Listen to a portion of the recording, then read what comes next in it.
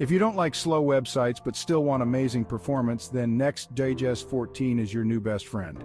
First things first, installing Nextjs14 is a breeze. Open your terminal and type npx create next app at latest my next app. This command sets up a new project with all the goodies of Nextjs14. Now just navigate to your new project folder, cd my next app, and fire it up with npm run dev boom. You've got Nextjs14 running locally. What's the big deal about Nextjs14?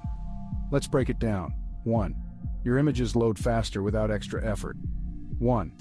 Easily support multiple languages for your global audience. 1. Say hello to faster and more efficient data handling. 1. With better error handling and faster refresh times, coding is smoother than ever.